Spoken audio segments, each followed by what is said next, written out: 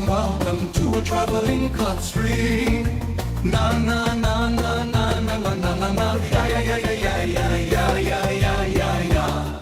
We will travel Israel, we will see the truth, and when they say we are lying, we will show the proof. Ya habibi. Na na na na na na na na na na. Yeah yeah yeah yeah yeah yeah yeah yeah yeah. So y'all come with me for another stream. Become a clat. Join my Patreon, become a clat. Join my Patreon. And don't forget my Discord because it's very fun. Na na na na na na na na na na. Yeah yeah yeah yeah yeah yeah yeah yeah yeah. Humus shawarma jahnun burekas.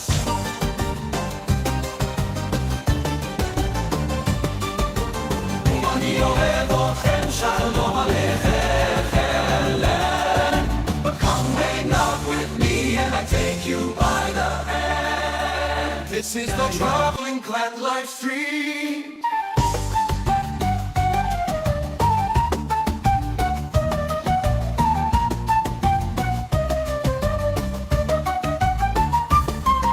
Shalom and welcome to a Traveling Club stream.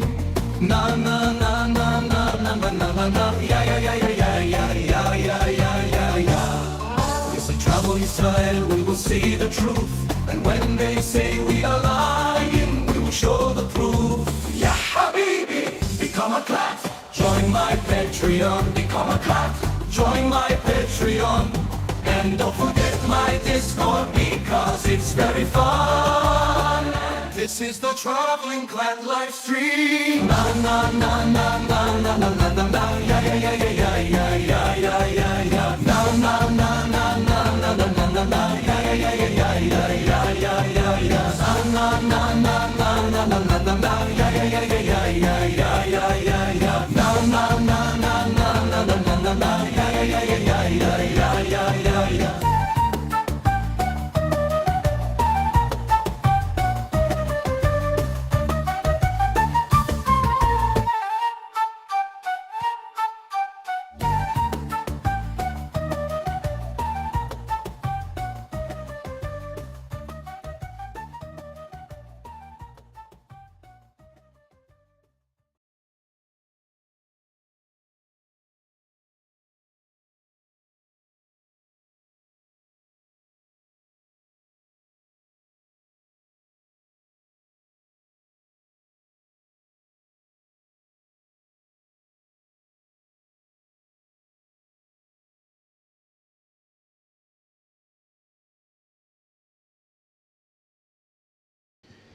Shalom, ladies and gentlemen, your favorite white colonizer, Zionist Prince, Tall the Traveling Clad here for another live stream. I am so excited to be here with all of you gorgeous, beautiful, funny, adorable human beings.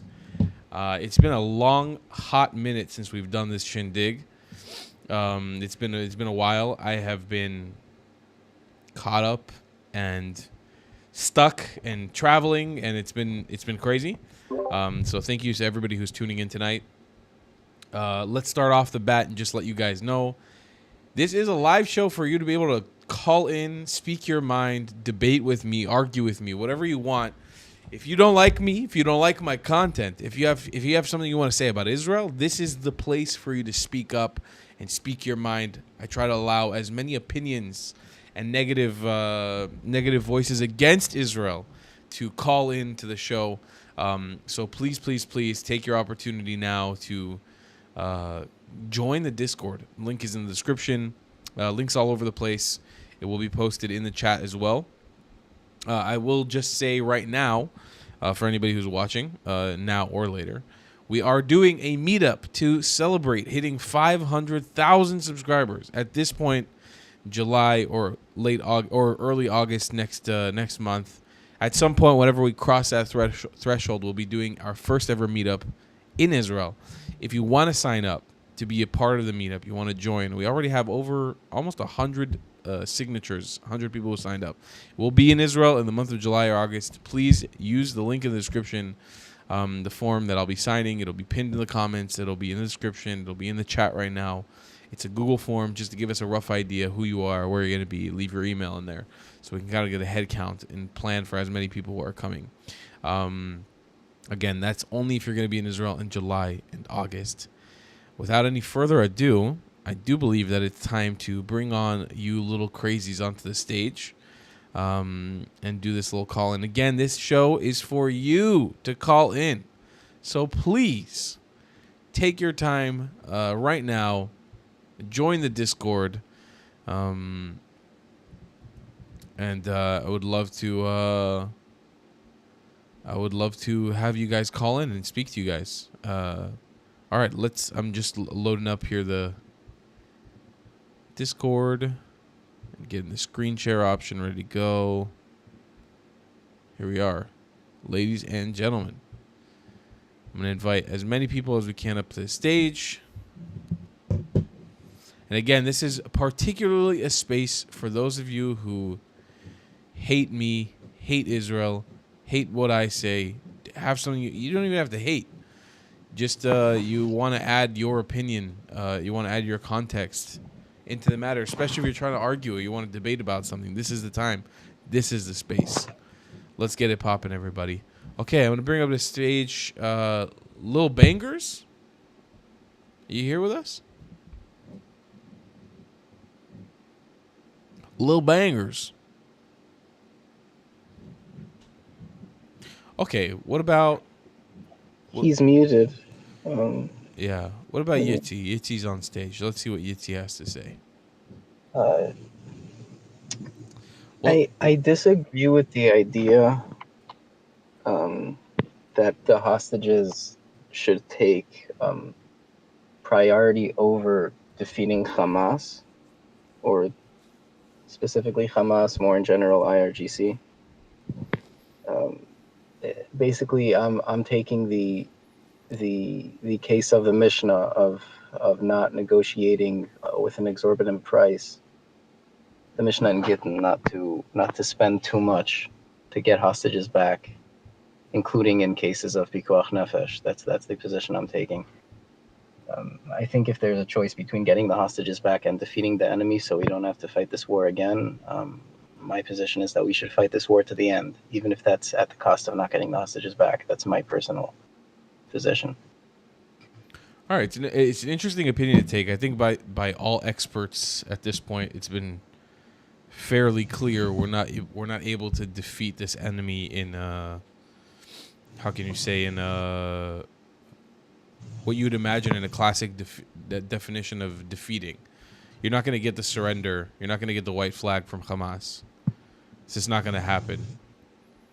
So when you sort of acknowledge that, at a certain level, I think it is important to sort of find a way to speed up the process of the hostages. I mean, the hostages are Hamas's only lifeline. At this point, the hostages are out of Gaza in a perfect world. The Gaza Strip gets cleared out completely. I don't think anything stays there. So the only thing holding Hamas a lifeline right now is the hostages. And the ideology, and that's Hamas as an organized group, the ideology itself is not going anywhere. So you're not going to get that decisive victory like what Bibi sort of promised us in the first days of the war. It's just not going to happen. This is an ideology. It's a cancer that's systemic in Palestinian society. It's a symptom of Arab Islamist society. It's not something that's going to go away, even if the Gaza Strip is fully cleared out of Arabs. Hamas's ideology will still proceed in the West Bank. It'll still proceed in Jordan. It'll still proceed in Lebanon. It'll still proceed in parts of Egypt. It'll still proceed in Europe and now in the streets of America. You're not getting a win over Hamas. Does that change your mind? Not completely. I mean, I guess this analogy isn't necessarily the correct analogy, but like World War II, like Nazism also, it was an extreme ideology that ended up being defeated. I understand that in this case there are multiple parties who have this ideology. Yeah. It's not just Hamas. Exactly.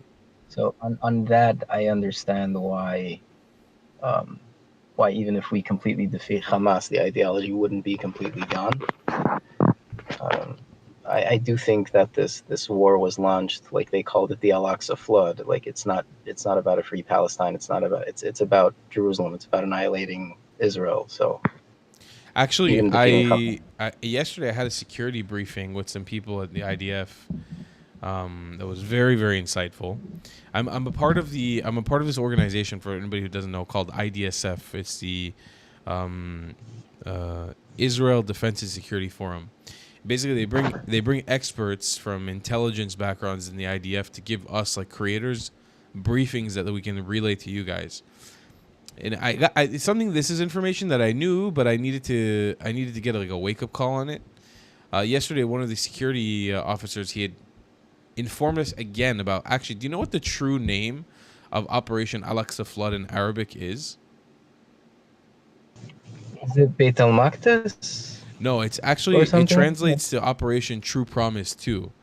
And the True Promise is the Arabs, or Hamas, keeping their promise of finally wiping the Jews off of the planet Earth from a hadith and it's based on a Quranic prophecy, where you guys have heard this story before, where the day of judgment will be when the Jews are hiding behind the trees and the rocks, and the trees and the rocks cry out to the Muslims, "Oh Muslim, there's a Jew hiding behind me, come kill them."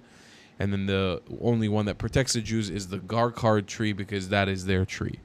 Operation True Promise, the operation that they named Al-Aqsa Flood in Arabic, like the actual name, True Promise 2, is in reference to this Quranic hadith story. And for them, this war is not just about liberating Al-Aqsa. It's actually this was the prophetic war of the end. For them, the way that this was planned, if you guys have ever seen the Hezbollah manifesto of what was planned, I was yesterday also given some additional information by a security officer about what was planned in conjunction with Hezbollah, with Iran, with the Houthi, and with Hamas. And the way that this was supposed to be executed, we actually lived through and as terrible as October 7th was, a modern day miracle. If Hamas was not made up of a bunch of retarded monkey people, and I say the word hooga booga often in my content, Hamas and the people who live in Gaza, at least the people who overwhelmingly support Hamas, it is as ooga booga as you could possibly imagine. They had executed a plan. They had on papers a plan that was so well thought out, that was going to be so powerful, that we quite literally may have jeopardized the state of Israel the way we know it today. We literally might not be here, and this is how it was put to me yesterday. We might literally not be here right now talking. We may not have the state of Israel the way that we know it today, which is how powerful this attack was supposed to be against Israel. Combined forces of the Islamic regime of Iran and Hezbollah and the Houthis and Hamas together on the same day, attacking from all angles. But because Hamas is made up of a bunch of hooga booga people, they did it as a surprise attack and didn't warn anybody. Nobody knew they were going in. They stunted Hezbollah in their attack. The Houthis weren't ready. The IRGC didn't know what to do. Everybody was caught with their pants down. Yep. This might also explain the intelligence failure on Israel's part. Absolutely. Why they weren't surprised. Absolutely. And it actually, and again, you're 100% right about that, Yitzi, by the way. I mean, we know that the IDF had information. We know that the intelligence, they had information that something was coming, and it may be more clear now that actually nobody knew that October 7th had happened on October 7th, because it may be that Hamas didn't even know that October 7th was going to happen on October 7th. It may be that whatever security we have from the inside of Hamas, they knew that they were compromised in Hamas, and they decided to spontaneously run this operation because they knew that they would be caught at some point. They knew that something preemptive would have happened. It could be, but at the end of the day, and again, as terrible as October 7th it was, and as many people died, we have to thank our stars every single day. Thank God every single day. The miracles that we are living through. Unfucking believable. Unfucking believable. Honestly. It's like there is this, if you need more proof that this is a nation that God is personally protecting, just look from October 7th forward. what we have been through, what we have lived through. And I know I'm getting a little sidetracked now. I'm getting a little bit spiritual with you, but my God, it could have been so much worse. When I put on tefillin every morning, I literally think about where we could have been right now. In the context of where we could have been, how many hundreds of thousands of innocent Israelis, Arabs, Jews, of all walks of life, Druze, that would have been massacred if their evil plans were executed. And God bless that we live next to a bunch of Hooga Booga cave people. It's really a blessing that they didn't that they weren't able to act on their plan. So I don't even remember what the original question was, but it was about priority of the hostages. It's important to remember that we're not going to get that decisive victory. We're not. I think it's like that. For us, a victory is getting the hostages back home and being alive today. Every day that we move forward that we're not dead is a massive victory. As much as they pretend that that's their victory, and they always do, they pretend that us not murdering all of them is a victory. We know, and I know, and you know that we have no fucking intention of murdering all of them. We don't give a fuck about murdering all of them. It's the last thing on our list. It's the last thing on our list. Every day that we wake up, that we're still here, that we still have a country, is a bracha, is a blessing every single day. And that for us is the biggest win possible. And if we can just swallow that pill, it's even hard for me to swallow that pill, and realize that we have to make big compromises right now to finish what's going on in Gaza, get everybody home. I mean, it's clear to everybody at this point. And finish this, just get our hostages back home and proceed to work with Donald Trump to get to the next point, to do the Abraham Accords, to maybe do the Cyrus Accords, inshallah. We have to make these compromises and hit that ego. We have to hit our ego. It's unfortunate, but like I've even turned the tides on. It hurts my ego to say, but we have to, because we're fighting against a bunch of psychopaths. It's not.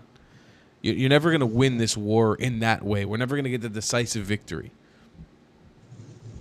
Hope that makes sense. And just to make sure, that makes sense. Just to make sure I understand. So calling it the true promise versus Al-Aqsa, that means that they want to kill every Jew on the planet, or only the Jews in Israel? That means, this is what's truly puts chills in my spine. That means that Hamas executed October 7th and every day since. And actually, by the way, I received intelligence yesterday that since October 7th, they've continuously planned other incursions into Israel while we've been fighting them. I mean, actively today, they're still trying to act on Operation True Promise because they believe they started the apocalyptic Mahdi, end of the world prophecy of Islam fight. So for them, Hamas believes in Mahdiism? yeah, they believe that this is it. They believe that what they started is the end. Yeah, I can confirm this as well. As someone who comes from a Muslim background, the whole point of the Mahdi is that, so in Islamic eschatology, the Jews are known as the bad guys, right? They're supposed to follow the Dajjal, the Antichrist. And what the Mahdi is apparently going to do when he comes, and that's what they're trying to do, they're trying to bring the Mahdi, is basically to slaughter all the Jews and to kill the Antichrist along with the Jews. That's basically the whole thing with the Mahdi. On planet Earth, or just to make that clear, on planet Earth or just in Israel? On planet Earth. Planet Earth. Every Okay. single Jew. Yeah, the whole prophecy of the Garkar trees and the rocks, it doesn't specify in the land of Israel. It's actually like it's if I remember correctly, the Islamic interpretations go under the Khalifa. So it depends anywhere Islam is ruling, anywhere the Muslims are ruling, which is in their ideology in the end day supposed to be around the entire world. Jews are supposed to be cleansed from those places. Yeah, because they believe that their version of Jesus is basically going to convert to Islam and reestablish the caliphate, the global khilafah, right? And then in order to bring, the end times, in order to bring the day of judgment, basically Yom al-Qiyamah in Arabic, as it's called, you're basically going to have to hunt down the Jews. That's what they believe, and it's disgusting. It's like literally no difference I don't see any difference between it and the Nazis. Really, just same garbage. So, in summary, to them, we're living in the end times. To us, we're still a young 77-year-old state with an ancient people that's trying to push and propel itself into the future. It's clear now more than ever we're not going anywhere. Like it's clear. It's more clear now than ever. You could look like you just you can read the room. We're not going anywhere. We're every single time they come at us, even when they put their worst on the table, it's like we're gonna crawl back out.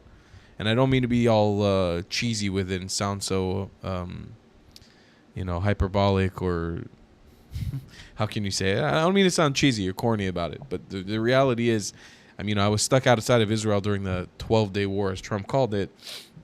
I came back here and I see just like an immensely resilient, traumatized people who just like literally brush their shoulders off, fucking keep rolling with the punches. Like it doesn't get any easier to be here, but they're gonna stay. They're not leaving. There's no mass exodus. There's no running away.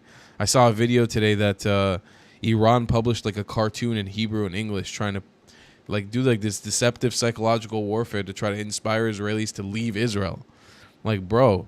Oh, I saw that on Twitter. Yeah, people are not leaving. You know what's crazy? Yeah, you know what's crazy, Tal, is during the beginning of this like 12-day military operation, I honestly expected that the Iranians were going to launch like a massive barrage of attacks that would cause like hundreds of thousands of casualties. I actually expected that. And the fact that their ballistic missile capabilities were basically just shat on, just completely destroyed.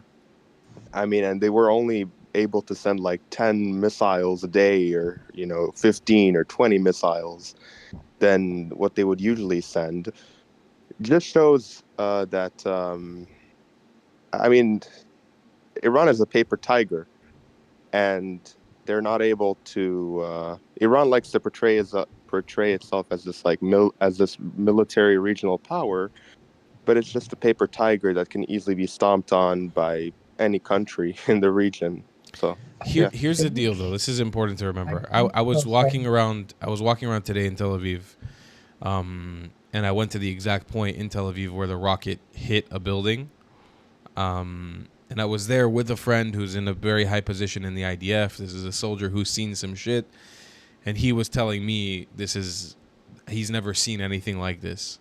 He grew up in Israel. He's fought in very deep combat, everything you could imagine. He's seen the war. He said he's never seen anything like this in Israeli territory. And to me, too, I looked at it today. It sent shivers down my spine because, like, I live outside of Tel Aviv now, and a rocket hit relatively close to where I live as well. It blew up like the window frame in our apartment while I wasn't here. And I passed by it and I saw the whole street closed and I saw the damage from it. It's intense. But what I saw in Tel Aviv today, the direct hit on a building and the way it just crumpled this apartment and the damage to around, you could see like 500 in a radius of like 500 different people. It is not to be fucked with. Like they are a force to be reckoned with. And the danger inherent now, as they just learned a hell of a lot more about how to target us. We also learned how to defend, but they learned how to kill a lot more of our civilians now, which is, there's a sense of urgency now in trying to solve this issue with the IRGC, in my opinion, which is, we need to make some decisive action on whether we're going to make peace with the IRGC, we're going to stoke a revolution with the IRGC, or we're going back to war. Because the capabilities, not to cripple Israel, again, it's not to cripple, but to kill and to traumatize and to maim hundreds of thousands of Israelis is real. It's very real. Very, very real. It is not a joke. Like, I will be going into the bomb shelters moving forward if they start attacking again, God forbid, with a serious sense of panic. Like, during Iran attack 1 and 2, I was, God bless, we lived through miracles, and I felt the explosions through my body, but God bless, I didn't see anything. Nothing happened. All right, 1 second. Got to kick this person out. Getting a call in the middle of the thing. During Iran attack 1 and 2, I felt the bombs, but there was no damage because nothing hit us. It hit some random Palestinian guy and hit a Bedouin. is very sad, but it didn't hit us directly. And Hamas and Hezbollah, again, the shrapnel was scary, the explosions were scary, but nothing compared to what this is. This is a serious force. I think it's important to remember that, like, if not for the Iron Dome, like, the damage from Iran would be much worse. Absolutely. And also, they had this. You can confirm or deny. I don't know if this is true, but I heard like Iran like developed this missile that shoots off like smaller missiles. Yeah, I forgot the exact. It's got multiple warheads that. I think it's called Khaybar Chicken or something like that. Whatever the name is, it breaks apart midair and then flies to a bunch of different targets. So just to confirm that they are a threat. They're absolutely a threat. Oh, They're not to be joked around about. I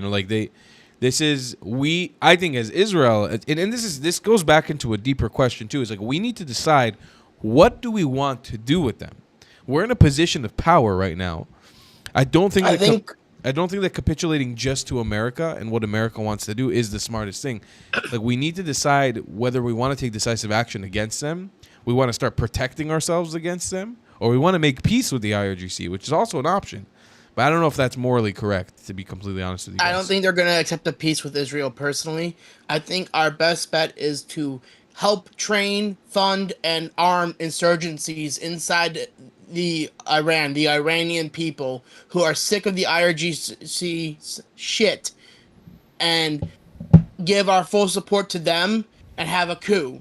Now, whether that coup succeeds would be heavily works on how Israel takes part. I think Israel should allow Mossad to help as well. If Mossad helps during the coup, you could have there's a better chance for IRGC to fall. I also think that another way to deal with Hamas, Hezbollah, and the Houthis is the Abraham Accords. If let's say you can't get rid of Iran, but all the countries surrounding Iran and the Gulf countries normalize ties and actually become allies with Israel, then it's just Iran alone, because Iran says it has allies, but really it doesn't.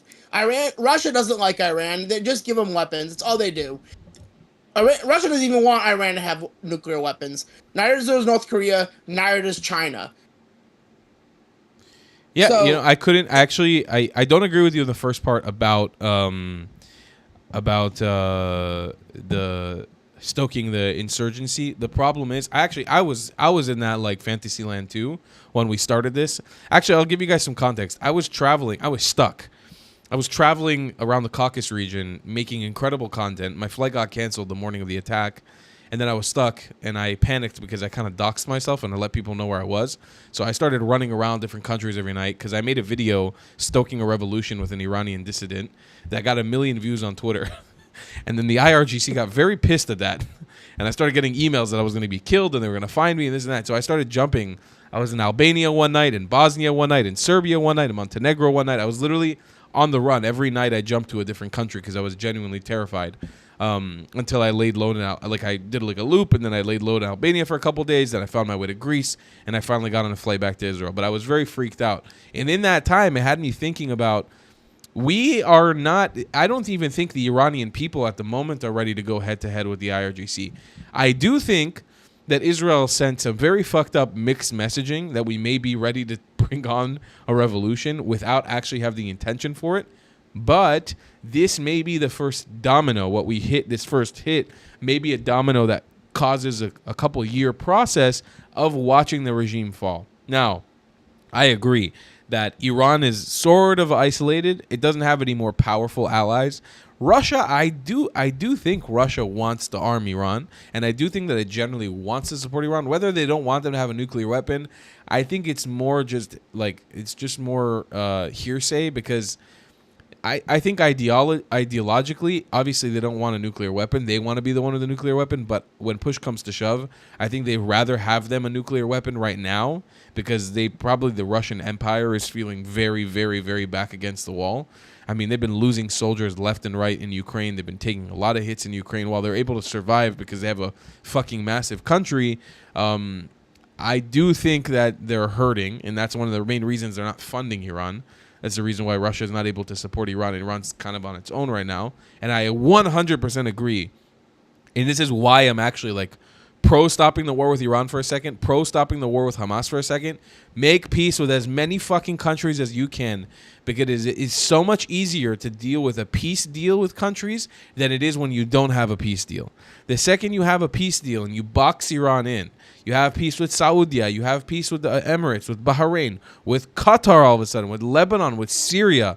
When you take these places that used to be former proxies of Iran, of the Islamic regime, and all of a sudden you have peace with them, it is so much more difficult to stoke an insurgency or an uprising within those countries once you've already made peace. Once there's already an embassy, once there's already a framework, once there's already some Israeli travelers that have been there, it's so much harder to get to a point of war, a regional war, when everybody already has made a peace agreement, especially when America's behind it. So I agree with that. I Absolutely. agree with that. That's why I'm saying if we do get the Abraham Accords up and running to the point where a lot of the Muslim countries start just to be allies with Israel the way in I don't think they'll ever be allies the way United States is, but like to like a lesser extent, you know, where like if you get rocketed, we're gonna shoot rockets to block them, you know. Yeah. If you go to war, we'll go to war and help you. Yeah, I agree. But yeah, in that case, wouldn't Iran just be like they have no other option? And also, it would no other option. No other option, or what? No other option to either course correct or to, I guess, dissolve the IRGC. Yeah, I think in that case, the IRGC just won't be able to survive. It's just not. It'll just fizzle. It wouldn't be possible for the IRGC to survive long term without the support of evil terrorists and surroundings. So it probably would just end up capitulating. It would just fall.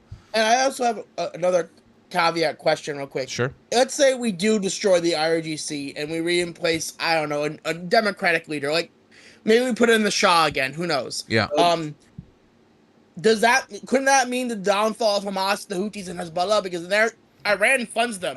Without Iran's money, there's no way they can get the weaponry they need. That's so funny that you asked this question, because yesterday I was telling you I had this briefing with a security forum, and I actually asked this exact question. The way that I framed this question was, I feel like we have a rare opportunity right now because they're cut off economically already from the IRGC. We've cut them off. Isn't this an opportunity to take out the IRGC, stoke a revolution, and move on and make peace in the Middle East? So the reality is, the IRGC currently is still funneling money to Hamas, to Hezbollah, and to the Houthis. Still, even right now, as we speak, even after they're hurting, and they've been doing it the whole time. So actually, is that their only source of income, or do they have other sources of income? No, they have other sources of income. Is stealing from their people. I mean, there's different ways that it's coming in. There's definitely still like a pipeline. Qatar is probably still funding Hamas to a certain extent. And I know that from Sahar, they say that the IDF also helps fund insurgents in Gaza that fight Hamas as we speak. Like we give them money, weaponry, training. Yeah, they did recently. That was at least public knowledge. They gave weapons. I don't think that it ended up going very well though, because they haven't talked about it again, or maybe going super well and we just don't know about it. But I have a feeling that it didn't go very well. Because they funded, basically it's all tribal warfare in Gaza. It's like different families. So one family was like, we'll work with the evil Jews for a moment to overthrow Hamas because we hate Hamas. But to my knowledge, it didn't go very well. I may be speaking out of my ass, but I think that the fact that we haven't really had a follow-up on it means that it probably didn't go very well. Either they all got eradicated or maybe they turned on Israel. I don't know. But here's the deal. Even if you kill the IRGC, you take them out completely, the funding to Hamas goes away, to Hezbollah goes away. It's an ideology. It's a cancer. It's a cancer you're not going to get rid of, at least not purely by warfare. You can't, if this was a nation to nation, the way that 67 went through, when you had an established nation, Jordan, Egypt, Syria, were able to kick their ass, push them back into their stupid corner, make them give up, make them go into a peace deal, tell them it's this way or it's the highway, you little fucks. And they pipe up, sit down, and they say, you know what, all right, fuck it. We're not going to fuck with you anymore. It's not worth our time. That's a different situation. but you're dealing with insurgent terrorist groups in a country, an ideology that unfortunately most of the population subscribes to. And I say most of the population, I mean most of the Arab world subscribes to the ideology of these terrorist groups. You're just not going to get rid of it in that way. Partially, the military effect works. Partially, the military operations work.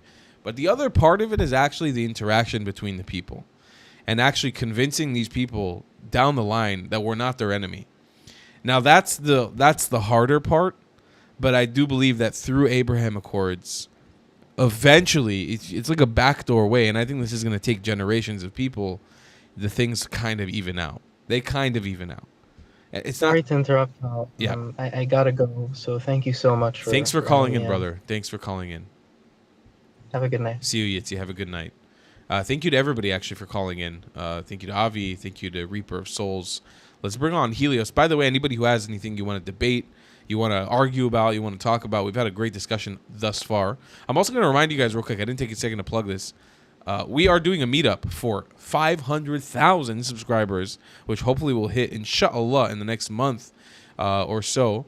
Between July to August at some point, I just popped the form in. It's pinned to the top of the comments. It'll be in the description if you're watching this later. If you're going to be in Israel, the month of July, the month of August, and you want to see me, you want to meet me, maybe some other creators, we've had almost 100 people sign up thus far. We're going to do this meetup in person. It's going to be really cool. Please only sign up if you're actually going to be in Israel. Don't spend your time signing up. Waste my time or anybody else's if you're not going to be here. But if you are going to be here, feel free to sign up there. Helios, are you with me? What's up? What's up, brother? What's on your mind? Well, thanks for calling in. I'm good, man. I mean, regarding the situation with Iran, with the war, Yeah. do you think it was the right time to stop, or should Israel went on with it? Say that again? Like, should have Israel went on with it, like with airstrikes on the military targets You know, on the IRGC? I'm not going to say that. Okay, here's how I'll frame this. I think we can all agree here that Trump is kind of calling the shots at the moment. And I don't think that it's necessarily the worst idea because Bibi has kind of lost his backbone a bit. Like, I don't feel like Bibi is ruling my country anymore. I don't feel like Bibi's in control of his own destiny or the destiny of Israel anymore. I feel like Donald Trump is. And I don't have a problem with it for this context because I think like kind of Bibi proved himself incapable of finishing this war properly.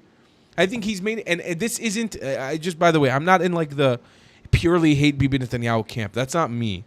It's the same way that I'm not in like the purely hate or love Donald Trump camp. I can see the value and the bad things that both of them are able to do.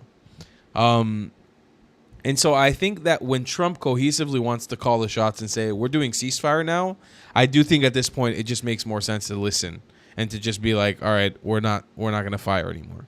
Why? Because we got to a point after day 10 where it became like a tit for tat. We killed most of the higher ups in the IRGC. We cleared out the nuclear bases. Like, it just became like a tit for tat. We're going to strike them. We're going to strike them. We're going to strike them. We're gonna, like, strategically, it wasn't there anymore. And I think that this is what the sort of behind the scenes was going on and why there was so much pressure to cancel it, is that it looks like Trump's going to push for a ceasefire deal with Gaza, and he's going to push to make this Abraham Accords thing happen quickly. And Iran, I don't think, realizes the inherent danger for them with that. The second you make peace with Syria and Lebanon, you're really threatening Iran, like big time threatening Iran. If Iraq can somehow get in that, oh my God. Oh my God. I mean, Iraq is still under the chokehold of Iran. Iraq is, let's just say, is full of hooga booga monkey people, and I can say that as an Iraqi, okay? Our people are as retarded as it comes in the Middle East, honest to God. And I say this as a proud Iraqi Jew. I love my people. Even the radical Muslim Iraqis I've come to interact with, I love that nation. I'm a proud fabric of that nation, even though I've never been there before. I love speaking to other Iraqis. I'm a descendant of those people. So, but I can acknowledge that they are as retarded as it comes in the Middle East. There may not be a nation more dumb than the Iraqis at the moment.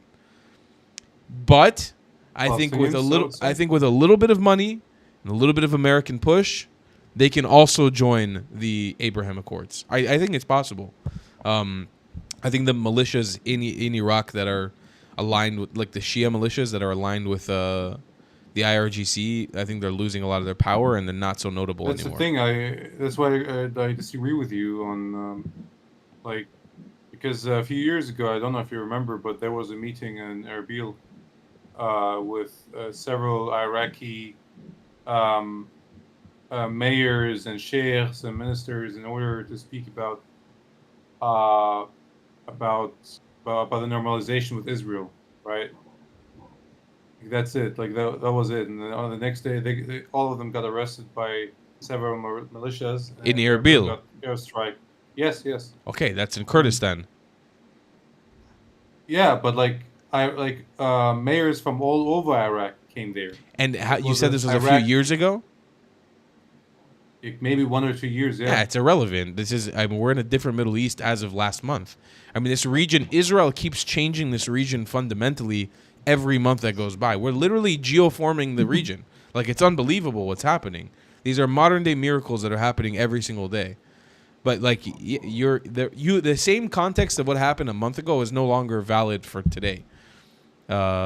First of all, if Kurdistan was independent, I'm not saying that it should be. I'm not saying that it shouldn't be. I'm not taking that stance. But if Iraqi Kurdistan was independent, I think they would have already joined the Abraham Accords. That would have already been a done deal. Absolutely, yeah. So, but the Iraqis in Baghdad, and I say this legit, this is a bunch of hookah booga cave people. These are like akin to Hamas. You have a bunch of tribes of Iraqis that are living amongst each other that all want to fucking murder each other. That go back to the Akkadian, Sumerian, Babylonian time, and they're not going to cohesively come together on a message of let's make peace with Israel. One, without repercussions from their overlord, the IRGC, and their overlords from Kuwait and from Qatar, who, while they don't like to admit it, they're taking it up the ass from them as well, at least financially. The Iraqis are not going to be able to step up to the plate and be like, wait, we can join the Abraham Accords right now. But I think as months and months go by and they start losing, who the fuck is standing with Iraq? Who's supporting Iraq? Nobody. This country is on the brink of collapse, of total collapse, every single year. The situation just gets worse and worse economically, health-wise, security-wise, everything. They're so under threat. If they can get some sort of guarantee from America, which is what America would do with the Abraham Accords of not democracy, protection and stability, 1,000%, in my opinion, even the Baghdadis would run and say, all right, it's not fucking worth it. The Syrians did it. The Lebanese did it. It's not worth it. Let's go. Let's just do the fucking peace deal. I believe would jumpstart the modernization. They would jump on that immediately. I mean, I feel like they've been stuck in the past for so long, and been restricted from actually enjoying the fruits of the world, based on ideologies of their former warlords. So it's like if the people actually see light at the end of the tunnel where they could actually have a different way of life other than this, tribal mentality of pretty archaic medieval motives, then I think they would jump at the chance to join the Abraham Accords and actually see what a new life would be like. And I'm just one person. I appoint myself as the ambassador to Iraq from Israel. I would happily appoint. I vote tall, the traveling clad. I'll go there with my od, and I'll go there with some gaimar, and I'll go there saying shakumaku, and we'll make peace. But the thing is, Inshallah, alhamdulillah. You need to understand fundamentally the way that Iraq works today. It's like, I've been talking to a lot. It's actually, besides Lebanese and maybe like the Gulf countries who reach out to me the most often, the next biggest audience is Iraqis, because I talk about my Iraqi heritage often. So many Iraqis who actually like Israel, they reach out to me and they're willing to speak to me. And really, from what I've understood on the ground, similar to what happens in Iran, many of them are leaving the Islamic religion. They're only Islamic by birth. They don't want to be Muslim anymore. Imagine, I've talked about this before in my live stream. Imagine the average Baghdadi who grows up near a fucking ziggurat. They have a fucking pyramid, a complex of pyramids with all these mythological shapes and things. And they're looking at their shit and they're like, who built this? Oh, I built this. What does that mean? They're like, no, the Arabs built it. I'm like, who the fuck are the Arabs? And they go to the UAE, they go to Dubai, and they make fun of them for being cave people, for not being real Arabs. And that's the reality. I'm not calling them cave people because they call themselves cave people. It's because the world around them sees them as cave people. The rest of the Middle East looks at Iraqis as a bunch of fucking primitive buffoons. Nobody sees them as the developed, incredible Baghdad or Babylon they once were. The libraries, the culture, the history, the music that came from there. It's not even remotely similar to what it is the last what it used to be the last 100 years. So these people, imagine, they interact with the country around them that's full of history, not knowing who the fuck they are, being told that they're Arabs, and there's a mass awakening happening on the inside of Iraq. People are understanding. They're realizing, I'm not a fucking Muslim. I'm not a real Muslim. But Nobody sees me as a real Muslim. Nobody thinks I'm a real Muslim. What was that? I said I want the Iraqis to take the kafia back from the Palestinians. But that's the thing is, like, I had a part in stoking that. Like, I am just a cog in that machine. But who gave me all this propaganda against the kafia? Who pushed me to make this stuff about the kafia? It wasn't me who came up with these ideas. It wasn't Allah either. It was Iraqis. You guys don't understand. Like, Iraqi non-Jewish Iraqis pushed me to do this as their spokesperson, and I happily fell on the sword and took that bullet in the head for the Iraqi people because they wanted me to do this. This is one of my ways to give back to my people. You know, the way that I talk about the kafia and the propaganda that I've sort of made popular about the kafia in the last year, that now people, anytime somebody wears a kafia, somebody tags me like, hey, Traveling Clown made a video about this. Hey, there's a guy who's talked about how this isn't Palestinian. You know who? It's Iraqis that can't openly talk about it yet. They will one day. They're trying to take it back, and I'm just the cog in the machine to help them do it, because I have a platform and I'm not afraid to speak, and I live in a safe place. But Iraqis, you're a modern day Iraqi Mashiach. But that's the thing. Iraqis in Iraq, they're disgusted. The people of southern Iraq that live there today, the Mandians, the Yazidis, they're disgusted by the Palestinians. They are grossed out by Palestinians. They think Palestinians are subhuman. I don't agree with that, by the way. I don't see Palestinians as subhuman, but Iraqis are extremely racist people. And I know because I come from an Iraqi family. They do not see Palestinians as equal. They see them as subhuman, and they see them as terrible for stealing their kafia, for stealing their article of clothing. I agree. They hate them for it. So, like, I'm just a cog in the machine to stoke reclaiming that culture. I'm just a piece of it. So in Iraq, Palestinians have the same status as gypsies. Absolutely, they call them gypsies. I'm not joking. I actually have Iraqi friends who have said that before. They're like, they're not real. They're gypsies. They don't have a home. They don't have a this. They don't have a that. You know how much reverence and respect they hold for Jews? Surface level, if they're on camera, they'll be like, no, fuck the Jews, this and that. When you get them in a corner one by one, they'll be like, please come back home. Please come back. We want you guys back. Since you guys left, it's been so shit here. But that's the truth. They know they fucked up. They know they fucked up. They're just incapable of saying it in the public eye because they'll get their ass ate for it. But that's Iraq. The hooga booga, chimpanzees, gorillas, whatever you want to call them. And I can say it. I'm Iraqi. I can say it. I DNA tested my shit. I'm from there. I can say this about my own people. But don't you think that because of they lost their identity as Babylonians, as they lost their identity like Phoenicians, like Berber, they lost their their strength. Since they became Arabs, they became weaker. Don't you think that's the main element? And you're in a YouTube channel right now that the sole purpose of this YouTube channel is to wake these motherfuckers up. That's what we do. I've talked about this for the last year. I'm working on a project. I still can't announce it yet. I may not even ever be able to announce it. You guys might realize that I did it later. I'm not sure because it might endanger my life, but I'm working on something, and it's so important. This is the biggest shift that I always try to do. Arabs need to de-Arabize. The Arabize the world. Yes. They need to remove the cloak of Arabism off of their shoulders. And that's Lebanese need to go back to being Phoenicians. They need to going back to Maronites. Coptic Egyptians need to go back to being Egyptians, not Arabs. Iraqis need to go back to being Mesopotamian. They need to be Babylonian. They need to be Akkadian, Sumerian. They do not need to be Arabs. And again, this is happening. This cultural shift is happening. Many people, man, I was just traveling in Morocco as well. I was traveling in Albania and Bosnia right now, and in where was I? Another Muslim country, in Azerbaijan, these Muslim countries, and I don't want to say they hate the Arabs, they severely dislike the Arabs. They're Muslim by religion only, and it stops there. They have no interest in being Arab or Arabized or Arab identity. They have no allegiance to the Arab nations whatsoever. They don't even have a kinship with the Arab nations in some of these countries.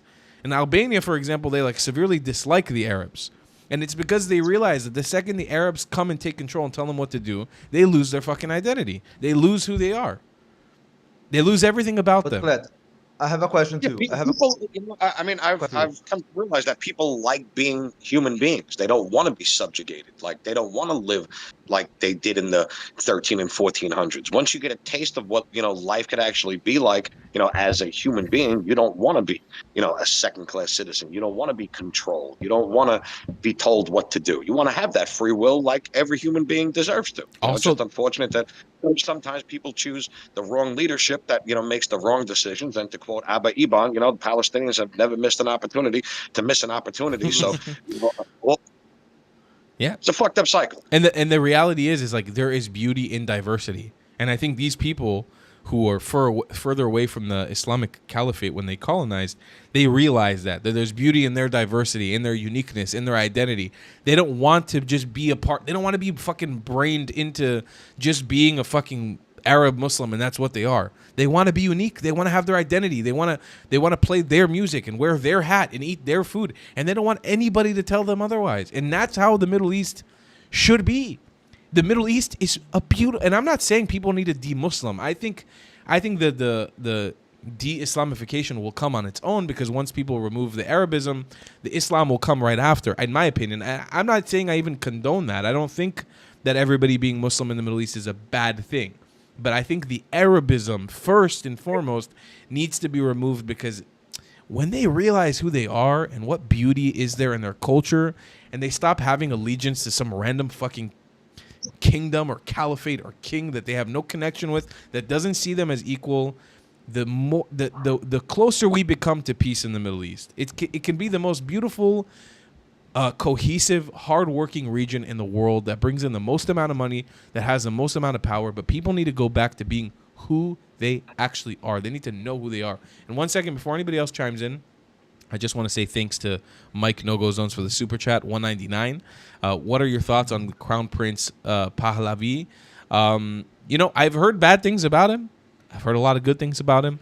I think that his purpose, like he's mentioned himself, in being able to transition Iran into a new future, is the purpose that he needs to complete, and that hopefully he would step down peacefully and allow for, if they want democracy, for allowing democracy, or if they want to continue the monarchy. You know, I'm not here to try to dictate to Iran what kind of framework they need governance-wise. I just want to go back to being their friend. You know, I want to go back to having peace. I want to be able to visit a place where my great-grandparents are from, which I just learned recently. I'm part Persian as well.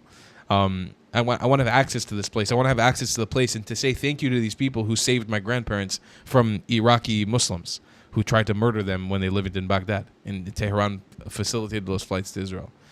So as a personal point, I'm not here to try to dictate to them what kind of governance they should have. I just don't want them to have what they have now, because what they have now threatens the life of all of us. Okay, I want to bring up Alex real quick, because I don't think we've ever heard from Alex. Alex, are you here? Hey, welcome. Yeah, I'm here. Welcome to the show. First time calling in? Yeah. Hey, welcome. Round of applause, everybody. Come on. It's rare that we get new callers nowadays. Come on. Yola.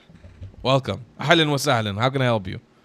So, my name's Alex. Just a little about me first. I'm part Jewish. My grandmother was a Holocaust survivor, but I'm anti-Zionist. Ooh, welcome to the show. Here we go. All right, everybody shut the fuck up. One. Hey, everybody stay on mute. Don't you chime in. Let the man, he's welcome to the thing. Let him speak his opinions. Stay on mute. Do not cut him off. Yalla. Alex, tell me what you think. I think that Zionism is Jewish supremacy. I think it's Jews above all else. I think that the war in Gaza is more of an eradication. Just because you were the victim of a genocide doesn't give you the right to commit a genocide. So in you're talking about Iran. So they did a precision Wait, strike.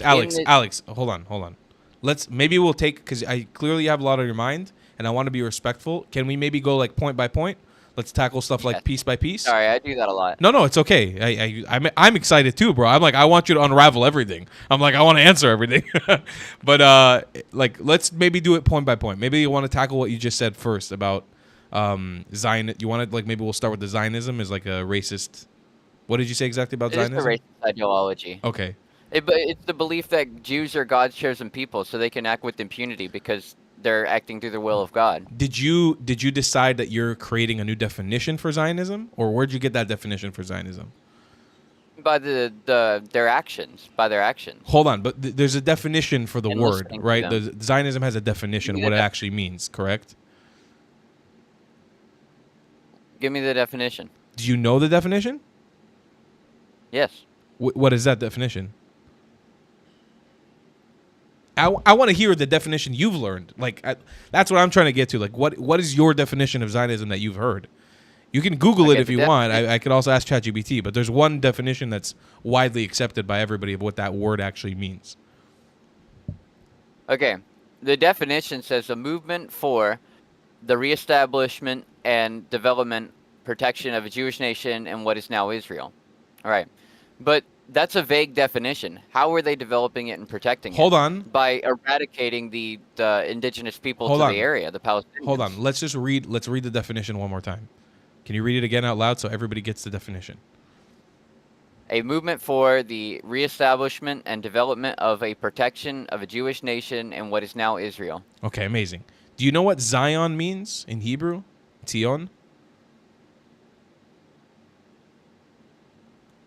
No, but I know it comes from Mount Zion. Zion literally means Jerusalem. Like that's the biblical word for Jerusalem.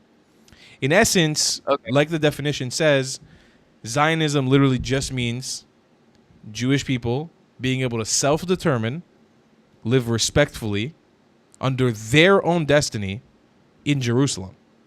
That's it. It doesn't talk about the framework of how you get there. It doesn't It's talk about the vague. politics. It doesn't talk about Palestinians. It doesn't mention any other ethnicities. That's literally what Zionism means. Now, Yes, but before we vague can definition. now before we continue, hold on. You know, I have a coin that I carry on. I'm not going to bother showing you the coin right now, but it's a coin A that's penny? Huh? Sorry. I have a coin that's 2,200 years old that there's many copies of. You can find it underground in Jerusalem when you built through archaeological digs. They find it all over Jerusalem. It's known as the Masada coin that was minted by the Jewish rebels once Romans occupied Jerusalem 2,200 years ago, and it says the word freedom to Zion. I'm curious that when you say Zionism is like a racist, supremacist, whatever the words you used earlier, I'm very curious your thoughts on why Jewish people 2,200 years ago would have minted the same concept that they do today of this idea of freedom to Zion, of having a free Zion, having a free Zion. Like, if that meant overthrowing the Romans from occupying Jewish people, what do you think Zionism could potentially mean today? But Jews 2,200 years ago don't represent Jews today. Actually, Because you Johns say Hopkins so? University did a DNA test, and that Palestinians have 80% ancient Hebrew name, while as Ashkenazi Jews, which make up the main population of Israel, do not. No, they do not. Hold on. Hey, nobody chime in right now. It's me and him one-on-one, please. So for your perspective, I'm just curious. DNA is the end-all, be-all for who gets to live in this land, yeah? Let me go on a side point here. That's Wait connected. a There's an moment. emperor Wait a named- moment. This is an important point. It's Because connected. for example, if Gazans show that they have a majority Egyptian DNA, would you be open to ethnically cleansing Gazans from Gaza? No. Why? There was an emperor named Emperor Titus. He sacked Jerusalem, destroyed the temple, and then sent 10,000 Jews to Carthage, and so on and so forth.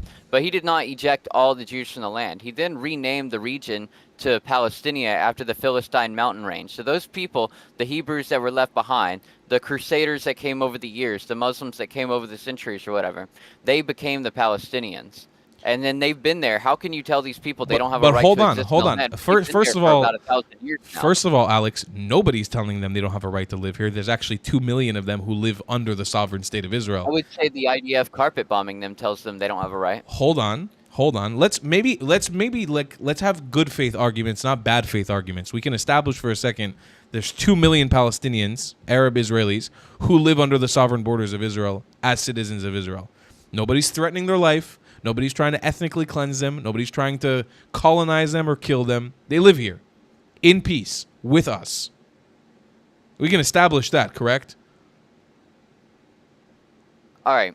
So if Zionism, wait, let me if go on, hold let on, me go on a point. If Zionism is such a racist movement that's trying to kill or eradicate the I Muslims, got a really good point here. But so recently when there was an Iranian general and they found exactly where his bedroom was and sent a bomb through the side of the wall and killed him and assassinated him. You know that happened like a few weeks ago? Yes. If they can do targeted strikes like that, why did they have to level all of Gaza to get rid of Hamas? Why did they have to level all of Gaza to get rid of Hamas? You understand that we're not fighting the same fight that we're fighting in Iran that we're fighting in Gaza, correct? Like you can make a distinction. Yeah, because y'all want to get rid of the Palestinians. But you have to explain to me, if we want to get rid of the Palestinians, why were 60 to 70,000 babies born in Gaza this year? Why did that happen? Have you seen the pictures of those babies? Huh? They're all emancipated. Hold on. They're starving to death. Before you use bad faith arguments, formula. Alex, before you stand on the bodies of babies, I'm curious. Why? It's not a bad faith argument. But why? A Jew would say that. A Jew would say that. What do you mean a Jew? You're a Jew also. What are you talking about? Yeah, I am. But look what when somebody, and that's the problem I have with other Jews. When you point out something bad that they've done, they tell you that you're working in bad faith or you're anti-Semitic. No, it's just pointing out facts. I'm not calling you anti-Semitic. I'm not calling you anti-Semitic. I think you're a little bit retarded, but that's my personal viewpoint. I'm not bringing that up. I think you may be dumb, but I'm curious. I'm trying to understand your point.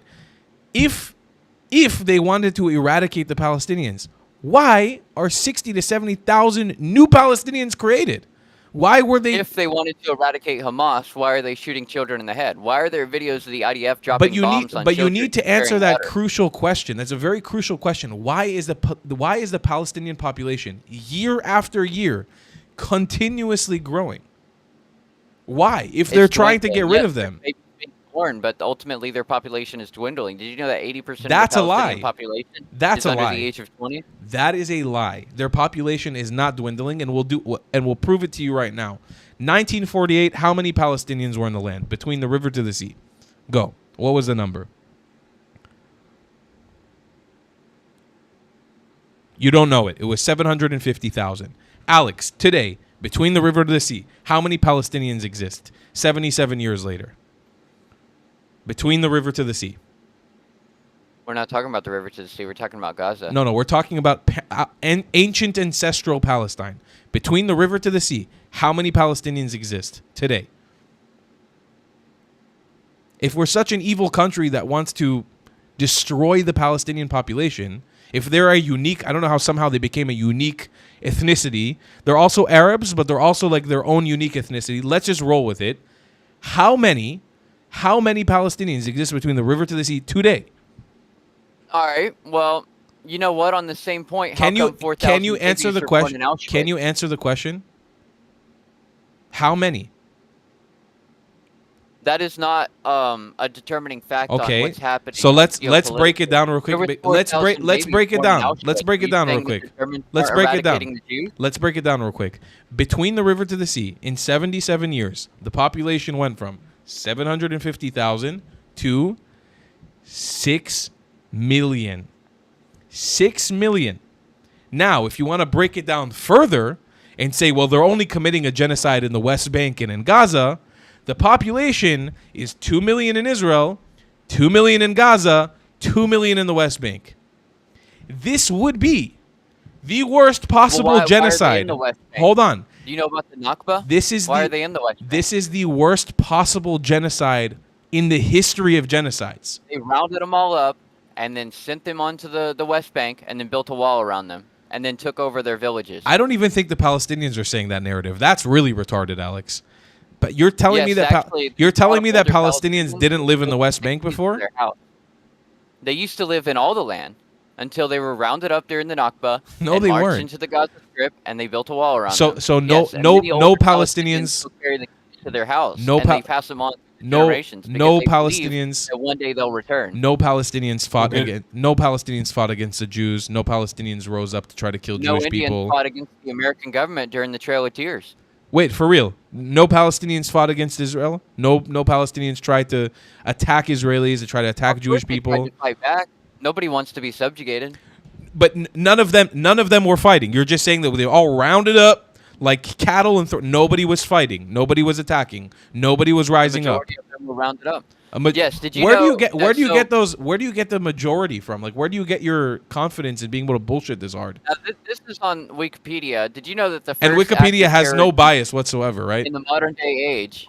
Yeah, it has a Jewish bias. The IDF has a whole wing of Hezbollah that goes on Wikipedia and edits articles. There's videos of that. Okay, The so former we're gonna vice- establish the former we're- prime minister of Israel we're gonna even made a establish video talking about that. we're gonna establish real quick in Alex's universe. Okay, I just want to establish the increase of the population from 750,000 to 6 million is Okay, a 4,000 babies were born in Auschwitz. hold on Are real you quick saying that real Hitler quick wasn't gassing the Jews? very important ahead. very important. By the way, just so you know, but with his for everybody who's listening, his bullshit talking point about 4,000 babies born in Auschwitz, Jewish population still has not recovered since the Holocaust. We're just under risen. we're just under it. We're almost about to pass since the Holocaust. But Palestinian population during the supposed genocide, where millions of Palestinians are dying and their population has dwindled, has risen from 750,000 to 6 million. That is a genocide in your book? It's a genocide in my book when I'm watching people like, okay, they told all the Palestinians, like, hey, we're going to bomb the school. Get out of the school. Go to the hospital. And then they bombed the hospital. They wanted to round them all up and get them in the hospital so that they can bomb them all in the hospital. It's probably, in my opinion, it's a genocide and when by they're the way, wiping out their buildings, so their to you, churches, their houses, so their to you, schools, that's a genocide. shooting children in the street. So to you, having a war on people who are attacking you, especially people who invaded your Why are they country attacking? Yeah, why did they invade? because they were in a Because they had their land they were in a control. concentration camp, obviously, right? Like the concentration camp that had Lamborghinis and Ferraris and pool resorts. They were in a concentration camp that had knafe restaurants and amazing barbecue. And I even had a video where that they at now? I have a video, huh? Where's their Lamborghinis now? You probably Bombed. you shouldn't start a war, right? If you have such a nice place to live. Or were they a concentration camp before? They're just a concentration camp that had sports cars. You understand why I can't take you seriously, Alex? Because your logic is You're in a bad inconsistent. faith argument. But your logic is making inconsistent. bad faith Hold on. Okay, let's establish some truths, Alex. Were they living in a concentration camp before? They were living in a walled city. Was it a concentration camp? Israel controls all their water and electricity and would routinely turn it off. Okay, let's try this again. Answer the question. Yes or no? Was it a concentration camp? Not at the time. So Became so one. Gaza wasn't a concentration camp before.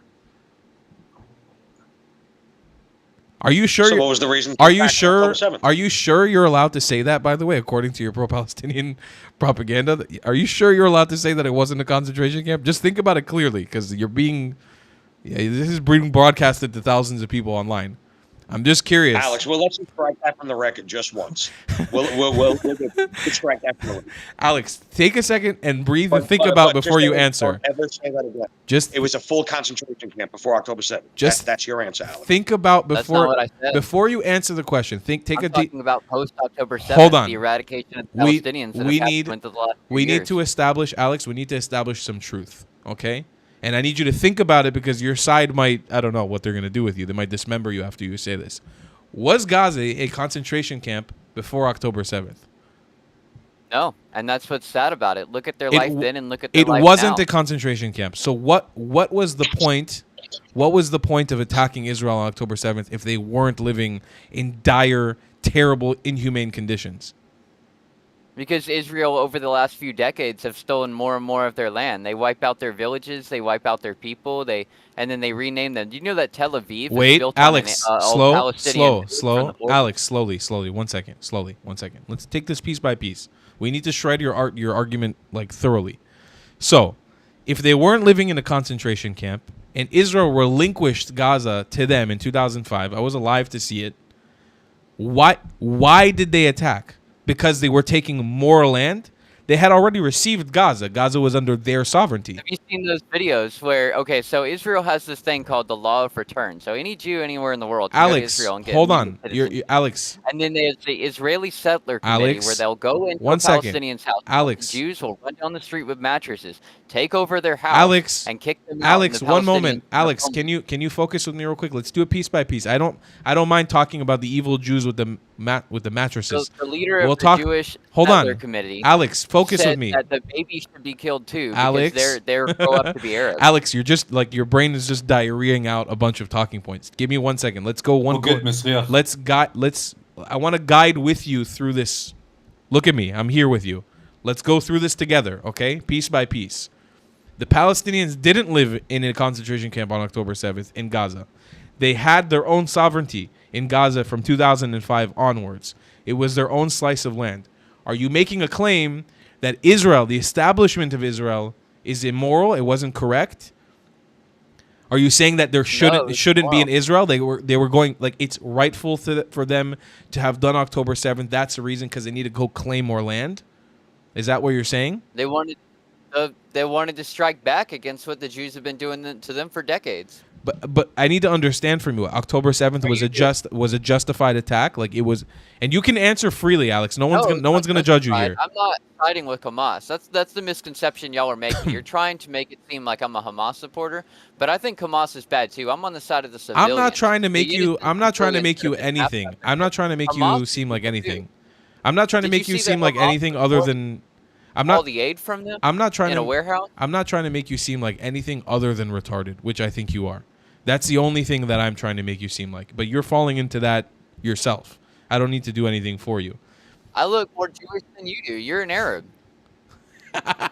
And you're a supremacist. Wow, congratulations. That's the Guys. I'm stupidest actually fucking a Jew. statement Guys, I've ever heard hold in my on. life. Hey, don't. Bro, Before you were saying that the Okay. Europeans aren't Jews. All right, You you guys, ruined your you whole guys, talking point by saying you guys can't control yourself. I have to take you off stage. We've been through this a million times before. You guys can't dogpile when somebody's on here. If he's being retarded, let him be retarded. You can't just dogpile. If he's being stupid, let him be stupid. Okay, so wait, hold on. Do you hold the perspective that your Jewish look is the right Jewish look? Yeah, Ashkenazi. And I'm not saying it's the right Jewish look. I'm saying that most Jews are Ashkenazi Jews, which means of European descent. Do you live in an So how RV, can by the a- way? Are you coming to us live from like an RV? Yeah, I live in an RV right now. Oh, cool. That's a long story. No. Um, No judgment there. It's cool. it is cool. I plan on traveling. Cool, nice. You should. You need to. Actually, you desperately need to. You need to enlarge your brain cells. You're severely lacking. Yeah. Yeah. You have some issues, my boy. You have some major I have issues. some issues. You have some Y'all major have some problems. issues. Sir, how do sir, you- you realize you just said that I don't look Jewish. Don't. You're not the main group in Israel. Look at the main group in Israel. The main group in The Israel main is group me. in Israel looks 70% of the like- Jews in Israel are Mizrahi Jews. All the 70%. Jews that I see in Israel look like white people. But sir, that's because you're retarded. I'm trying to explain to you. You have your brain's not properly functioning. I live here. I interact with the people here on a daily basis. A majority of the people here look like me. A majority of the people here. They either look like me or they're black. That's a majority of the population here. Now what about I'm having you ask yourself, you're retarded. Like I think you're very dumb because you're choosing to Ross reported that there's a group of Jews from Ethiopia, and they have the birthright citizenship because they're Jews. They go to Israel too, and Haratz reported that they were being given conceptives against their will because they don't want black people in Israel. Yeah, well, it's And true. the Haratz Well, you is can Jewish look up person. why that's not true. I You mean, almost said it's true. no, you can look it up right now. I actually researched it myself because I tried to find out about it because I was also curious. People were spamming with this talking point. You can Google it. Google why it's not true. There's a whole article that's been done that thoroughly proves why that didn't happen. Next. Let's let all the autism flow from your brain. Let's go. Do you watch the Saluki, by the way? Are you a Saluki fan? What's Saluki? Oh, you should. I'm put you onto a good YouTube channel. After this, definitely look up the Saluki. It's right up your alley. You're gonna love it.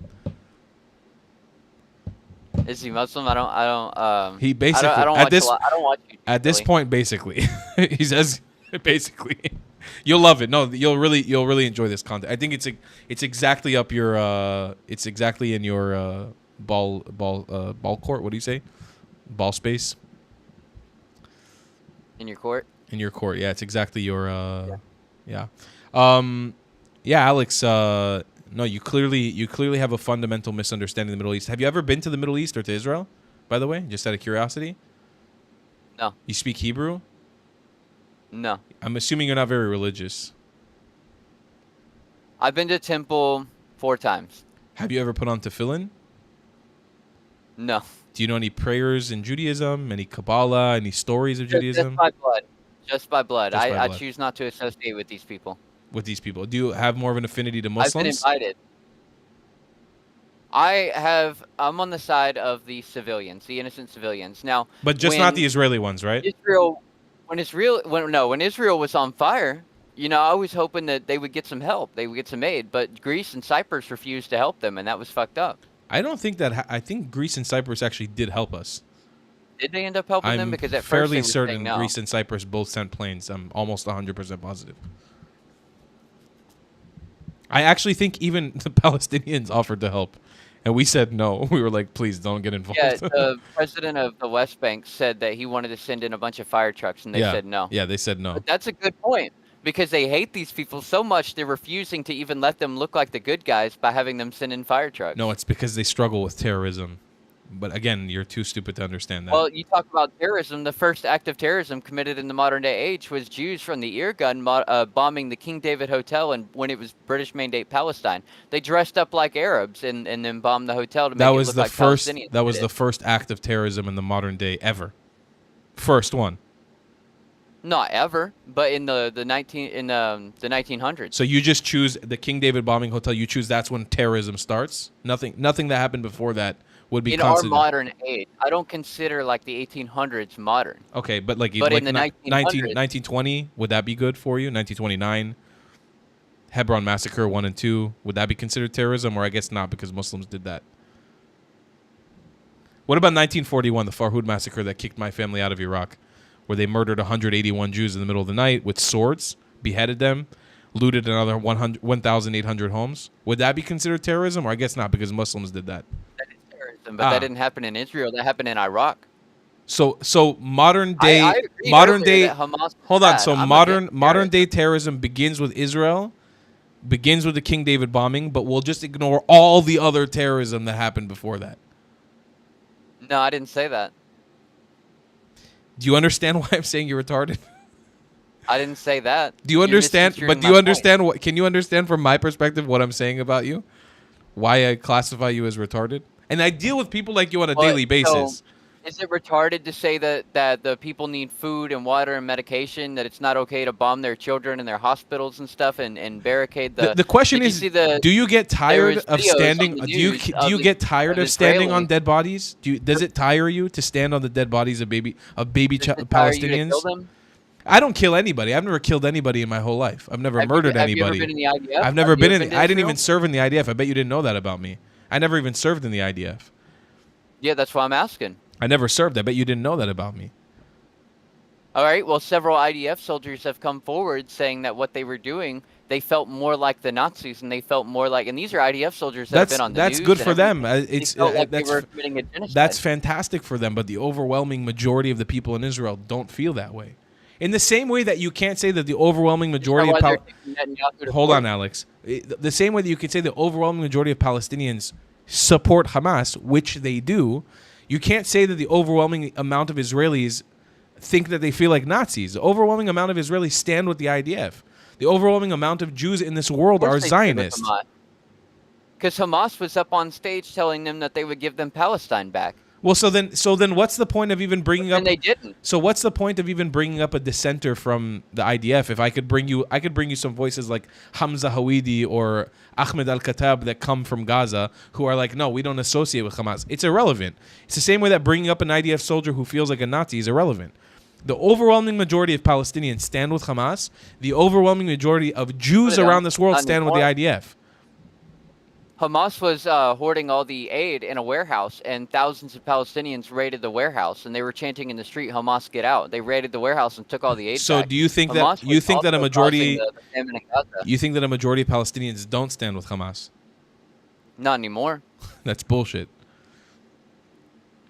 How could they? How could they after October 7th and Because seeing what it led to? Hamas is a Seeing part of Gaza being leveled. because Hamas, unfortunately, my friend, is a part of Palestinian ideology. It's irremovable from Palestinian ideology. What's Jewish ideology? What do you mean? What is Jewish ideology? Well, that's the inverse, right? No, I wouldn't say necessarily. Jewish ideology is the ideology of all Abrahamic religions. I mean, What's the Talmud say? The Talmud says that it's okay to have sex with a boy if he's under 9. It says it's okay to have sex with a girl under 3. It actually doesn't say that. I've read it. I know. It says No, that you've read in English translations out of context without even understanding the book. Do you know what the Talmud is? It's a bunch of rabbis What are they arguing doing? against each other. Okay, is it a definitive book that's a law, rabbinical law? No. No, you're but retarded. No, the answer but is no, I'm retarded. Rabbis speak from the Talmud all the time. Sometimes they speak from the Talmud, and they always It says mention, it's okay to and they steal from the Gentile. always say, with context, this is a book of questions, because that's what Judaism is. It's a religion that's made up of a book of questions. We question everything. We debate. We argue with each other. There's nothing definitive. There's no right or wrong way to be a Jew. Plus, by the way, I like Alex, Jewish people, but I think that equating Alex, Zionism with Judaism is anti-Semitism. so are you okay with 80 to 95% of the world Jewish population being Zionist, and you're okay with just not liking 85 to 95% of Jews? Is that cool with you? They're misinformed. Or maybe you're retarded. What about all the Jews in New York that are protesting in the streets saying that equating Zionism What with about the Judaism fact? is anti-Semitism? What about the fact that most Jews on this planet the overwhelming majority of the Jews on this planet are Zionists? Are you comfortable with just not liking them or just hating them? Is that okay with you? Just hating most of the Jewish population. I don't like racist extremists. Amazing, and you're retarded. Am I retarded? Absolutely, because you don't have the same feelings about racist extremists on the Muslim side, or you don't care enough. And by the way, Alex, I have to mention this. Do you not think it's concerning that you have... If you look at the Palestinians, not all pause, of them are Arab. Habibi, a lot pause, of them are Hebrew Habibi, or white. Pause. Do you think it's not concerning that you have all the same talking points, all the same bullshit talking points as every single pro-Palestinian? You have not an ounce of nuance to your argument. Oh, I've got some different talking points than them. You just Bring haven't up, heard them yet. bring up I one. don't like them. Bring up one. One, The Holocaust something wasn't real. different. Wait, for real? Yeah, the International Red Cross did a. Okay, the Nakba wasn't real. About 250,000 Jews died. Hold during on, the Holocaust. Alex. Not The Nakba wasn't real. and that number has been Hey, Alex. proven The by Na- the the Nakba- American the government, by Nakba the wasn't German real. government, by the Israeli government. The Nakba wasn't real. I guess it wasn't. Okay. That's what you said. We can all say retarded shit, right? I'm not saying that the Jews weren't rounded up and put into camps. They were. I'm saying they weren't gassed. So the Holocaust wasn't There real was no because the traces Jews... of Zyklon D in the gas chambers. The Holocaust wasn't real because the Jews weren't gassed? There was the Mauthausen camp, and that was full of Spaniards, not Jews. Could you tell us a little bit more about you? What do you want to know? Just give us a little bit more. Just a little more of a nugget. How did you get to this point? Watching documentaries, listening to historians, listening to scientists. Have you ever heard of the Luker Report? Did you open, by the way, by saying... Did I hear it correct that you said you opened by saying one of your family members was a Holocaust survivor? Yeah, allegedly. Where, what part? She came to America, Mhm. and then she became a hoarder, and then she died in a house fire. So she escaped one oven just to die in another.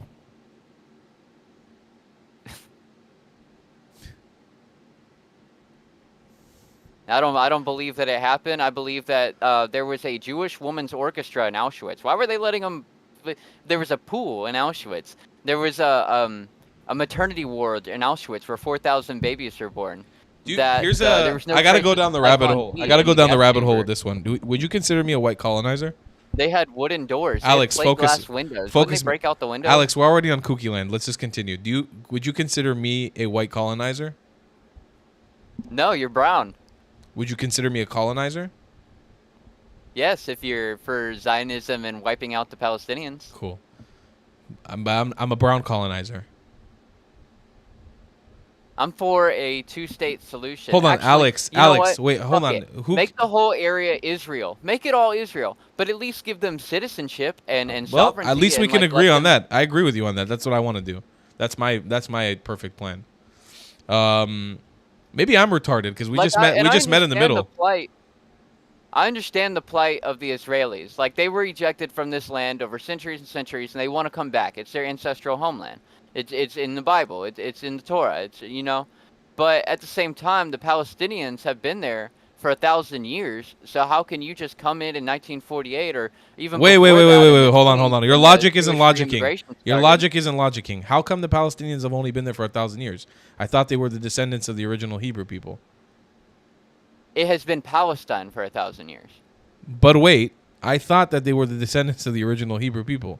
How come they've? How are. dare you say that they? You agreed on that too. I agree, but how dare you say they've only been there for 1,000 years? That's disgusting and racist. And by It's the way, been Palestine. It's been Alex, named I didn't add Palestine this. for By the 1,000 way, years. you should be ashamed of yourself that saying that Gaza wasn't a concentration camp before October 7th, especially being such a renowned Holocaust expert that you are. You should know better. You are disgusting, my friend. Auschwitz wasn't always a concentration camp. It Sir, was a work you camp. should be ashamed of yourself for saying that Gaza wasn't a concentration camp.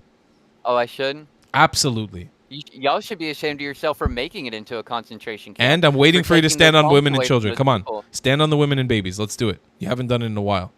What about that 8-year-old little girl There it that was is. trapped in her There car it is, while the ladies and IDF gentlemen. filled it with like 50, 60 bullets? Ladies and gentlemen, there it is. He does More not than get that. tired of standing on the bodies of women and children, except You don't get tired of murdering women and children. except if they're Jewish. I didn't serve in the IDF, but I've never murdered anybody. I'm just a journal. I'm You just an defend innocent. murderers? I'm just an innocent journalist in the Middle East. I'm a brown Middle Eastern journalist who has no rights according to the Arab world. But I Do you don't. own a kippah? Huh? Do you own a kippah? A few, yeah.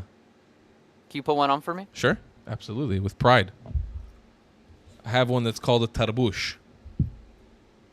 See this? Nice. This is known as a tarbush.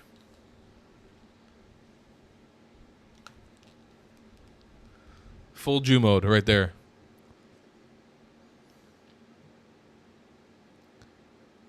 Was there a reason, or did you want? Was there something racist you wanted to I say? just wanted to see if you owned a kippah. There's There's nothing behind that. I own a few. Yeah, I also have a Torah behind me. I have a I think they're cool. I think yarmulkes are cool and kippahs are cool. cool. It doesn't change my mind that I think you're retarded. I think that like there was a Jew maybe like a long time ago that was going bald and he put a little hat on and then he said everybody else let's put one on too. Actually, do you know the reason why we wear kippahs? You want to learn something? I just made that up. Do you want to walk away from What- this what- conversation learning something a little bit? Sure. The kafia that Palestinians have. This thing. Hey, is that coin that you have clipped? Clipped? Yeah, so Jews were doing this thing called coin clipping back when coins were made out of precious metals, and they would clip the ridges, they would clip the sides off of them, and then they would collect all the shavings and smelt them into bars, and then that was devaluing the currency and causing inflation, and so that's why we have ridges on quarters now to prevent clipping. Because of the Jews. Yeah, it was primarily Jews doing it. You should be ashamed of yourself, Alex, for clipping coins, for ancestry clipping coins. It's disgusting. Yeah, my ancestors did clip coins. This is you disgusting coin clipper. This kafia right here is actually what Jews used to wear. It was known as a sudra. Jews used to wear a head covering like this. But through the different Islamic nations that oppressed the Arabs that came in here violently to the Middle East and oppressed the Jews where they had lived, they forced them to make it smaller and smaller and smaller. And this happened in Europe as well. And so eventually they went from wearing a head covering that was big, tarbush was sort of the medium-sized, eventually it became a tiny little yarmulke or kippah as they know it today. It comes from oppression, but you wouldn't know anything about Yeah, I've that. always heard it called a kippah, but Goys call it a yarmulke. That's the majority of No, them. I I've believe heard that say yarmulke is the Yiddish way to say it. Anyways, Alex, it's been an absolute travesty having you on. I hope that you call in again. This clip will hopefully make me some good Jew money. I'm excited to clip some coins with the revenue that you provided us. I don't know if this is a fake shtick or a real thing, but you're welcome to call in again and again. I appreciate it so much. Thank you. Yeah, all right. Alex, be well, brother. See you, man. What a piece of shit, huh? Oh, my God. All right, I'm going to just bring up everybody real quick that's raising their hand so politely. We are at the end of the show. I have to jump to my beautiful Patreon audience. I do just want to give those of you guys who want to say something, closing thoughts, and you got to keep it brief because we need to end it, okay? Don't go on forever, but I'd love to do some quick closing thoughts with everybody, your reaction to this psychopath Alex. Joe Paul, do you want to kick us off? Inshallah. Inshallah. Alhamdulillah. Baruch Hashem. Alex, my extra chromosome Jew having friend. Listen, you're looking at a Jew from New York, and those Jews in New York that protest in the street are a bunch of misinformed, Americanized, reformed, assimilated pussies that would rather join with the enemy than recognize who the fuck they are and recognize their story and not fucking listen to our enemy's version of our story like you clearly have. I don't know where you get your information from, but you should literally burn every single piece of information that you've ever acquired about anything that you've ever known about Jewish people, because everything is fucking wrong. And I personally would love to smack somebody that is responsible for bringing you into this world. Oh my God, absolutely. Alhamdulillah. Alhamdulillah. Thank you so much, brother Joe Paul. Masalama, brother. Allahu Akbar. We love you, Joe Paul. Oh, Lola, Queen Lola, come in. Tell us what's on your mind. Let's finish it off. Lord, have mercy on my soul. I'm suing Alex because I feel like my IQ dropped a couple points just listening to him. I think I deserve compensations over that. He has colonized my brain in less minutes. I've never heard a bigger mountain of bull crap in my life. Like, why? Chafirot, what was that bullshit? Yeah, it was a lot of bullshit. All right, Lola, thank you so much for chiming in. We appreciate you, my love. All right, NTFI is typing. Give me your final closing thoughts. Combination of anything. It's obvious that Alex is a combination of misinformation and misconceptions. I think there's a better approach than just badgering him with calling him retarded, which is a misconception. He's clearly has just basically misinformation and misconception. He's not retarded. I will push back on that. I genuinely think he might be retarded, and not in a disparaging way. I think he may actually have a syndrome. You know what that, Tal? Do you know what the word retarded actually means? Like slow. That's getting close. No, it does. It literally means that. I mean, I've sailed on cargo ships and use that. It's getting close. Yeah, that's not what it means. It means slow. It seems something slow. Retarded? No, it's not true. They're idiot, retarded, are specific labels that are mental disabilities. He's clearly not that. Well, again, retarded was being used for a long time as a. I'm a little bit aware. I think I'm a little bit older than you. It doesn't matter. You don't need to be an ageist. Information. You don't need to be an ageist. You can listen to what I had to say. Also, you can have some respect in the conversation. You don't need to just say your piece and then run away. You can listen to what I have to say as well. What I'm saying is retarded was being used as a slur for a long time for people who had Down syndrome or autism. But the word retarded in the context that I'm using it, somebody wrote in the comment mentally challenged, somebody who has a disability. Obviously, in the context that I'm using it, I'm not projecting onto him that he has an actual disability. I'm joshing on him because I'm using the term. It's like if I were to call him gay, it's not like because I'm making fun of him for actually being a homosexual. I think there's a better approach.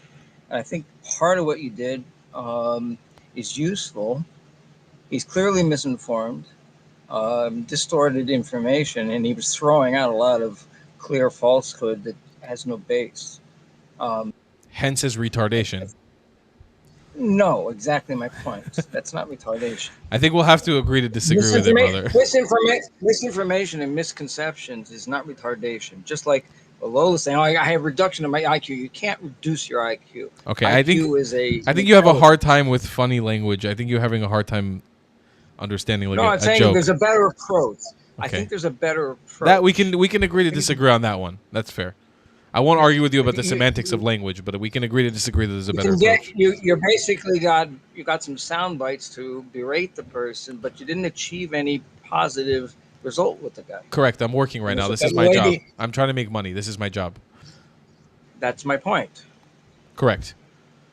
Fair enough. If you want to just get sound bites, you got it. We got it. If you want to get something productive, you didn't get it. Yeah, that's fair. All right. I appreciate you calling in, man. Thanks for adding your...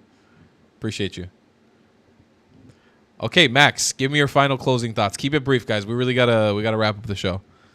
Yeah, I got you. So this is the type of stuff that frustrates me. If we have a guy like Alex who's willing to come on to a community like this, very Zionist community, very just down to earth, common sense community, and he'll sit here for like, I guess that was 30 minutes, whatever, and you'll literally list the facts to him over and over again, and prove to him he's crazy. He not crazy, just like his thought process is crazy. Then what is our hope for people who aren't Jewish coming into these platforms? Like how when you go on the street, you probably get shut down a million times. Like what's our plan? Well, a lot of people who are retarded like Alex, they just end up walking away from the conversation. Alex is just kind of like I would say like akin to like a dumb animal that doesn't know that it's being attacked. Like he has a fundamental misunderstanding of the world that around him. Like he can't comprehend that he's being proven wrong over and over and over again. And the only thing he can revert to going back to is standing on the bodies of dead women and dead children. It's a common tactic. It's either that or leave the conversation. Those are usually the two paths for the pro-Palestinian side. If these people don't leave and they just ignore the facts by saying, "Oh, what about the dead children here? What about the dead children here? Oh, my grandma, she didn't really go through the Holocaust." Like things like that. Let me add this. I'll add this as a closing bit of information for this with you, because I actually think that this is something that I'm pretty good at. I may be wrong about this. Yeah, I may be wrong about this. A little while ago, a woman from Turkey messaged me on Instagram. She said, "Nice propaganda, bro," like in a very sassy way. And I said, "What are you, Turkish?" And then I just started talking shit. And I knew what I was doing, because there's a reason why I have the platform I have, and I think everybody who's watching me can agree with this. And this isn't coming off in a cocky or douchey way. It took me a while to feel confident in my own skin and the way that I talk. I think that I have a charismatic way about the way that I go about interacting with people, even when I'm rude to them or when I'm calling them retarded. They know it's not in a sense of like, I think Alex can understand that I'm not trying to put him down legitimately or legitimately bully him or legitimately take his right away from speaking. I think he can understand that even I'm calling him retarded and saying that he's an idiot and saying that he's stupid, he can differentiate what that is when somebody's actually bullying him. Because I'm not a real bully.